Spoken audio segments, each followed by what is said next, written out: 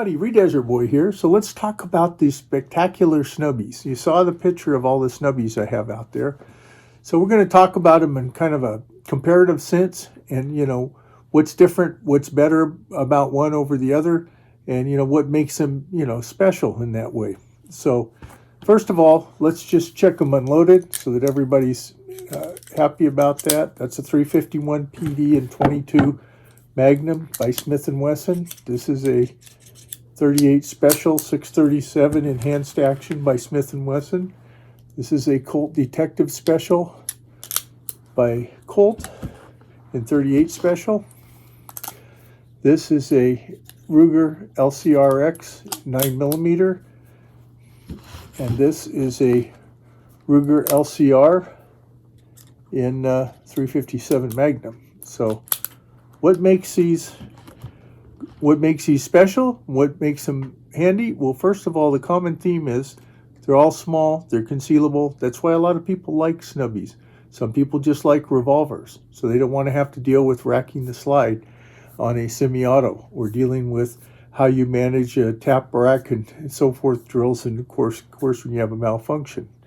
So in general, some of the easy use of these is easier. Some people would probably argue that. But overall, they're pretty basic, okay?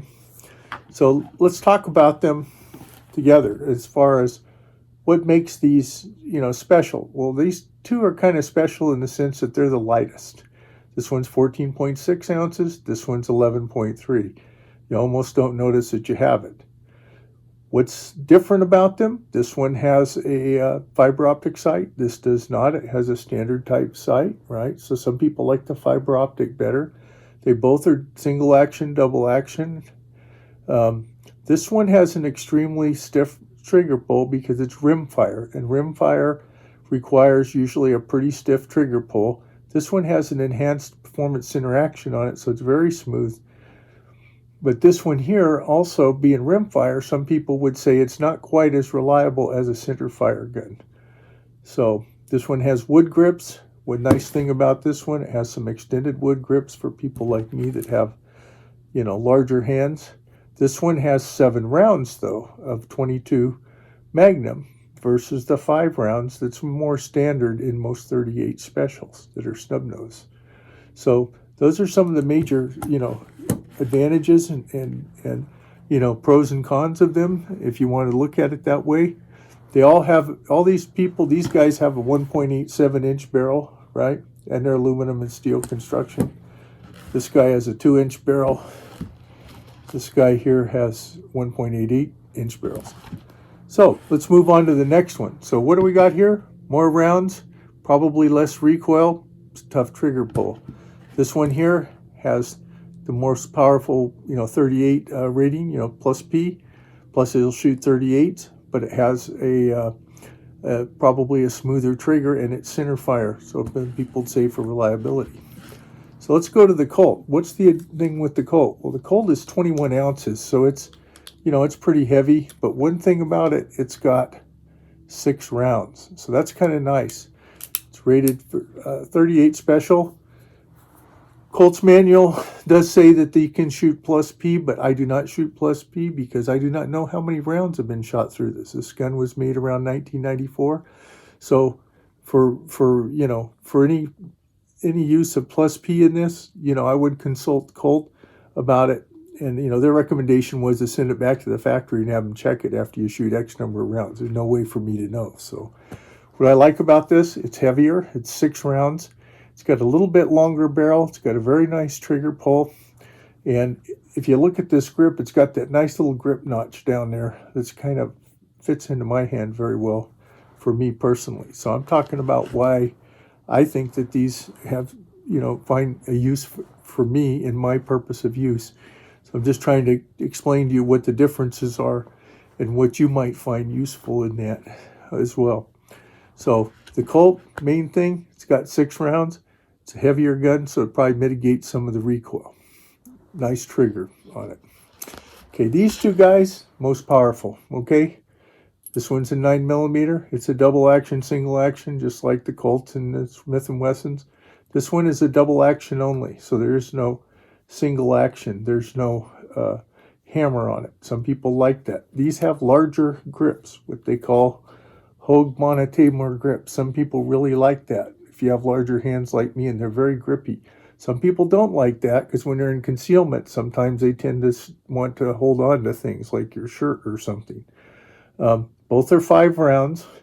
This one, of course, is 9mm, so that makes it compatible in ammunition, maybe with another carry gun you have if you use this as a backup. And it uses moon clips, which, since a 9mm is a shorter round and you have short ejector rods on Snubbies, they eject much more easily and then, of course, reload. Some people would say, though, the moon clips can bend and be fragile, so that could be a plus or a minus depending on how you look at it.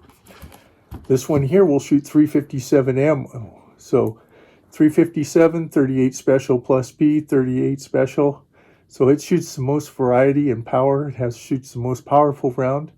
So both of these have pin front sights if you wanted to replace them, you know, and they're both about 17. This one's 17.4 and this one's 17.1, probably maybe because the one has a hammer and one doesn't. So these advantages with these: most powerful, most rounds in 30 caliber, 38 special, lightweight. Now this one has the most rounds overall, but of course it's 22 Magnum and it's rimfire. So that's some of the differences, some of the advantages of them. So why do I have these? Well, if I want to go somewhere and I want to have the most power I can carry with me and the most compatibility of ammunition in a 38, 357 kind of ammo, this works very well. This one here gives me 9mm compatibility. And also, as I said, the reloading is almost a little faster with the moon clips. It's the reason why competitive revolver shooters use moon clips. This one has more rounds and it's heavier and it mitigates the recoil. It shoots nicely. That's why I have that one. This one here, it's lightweight, but it shoots 38 special and it has a nice long grip on it.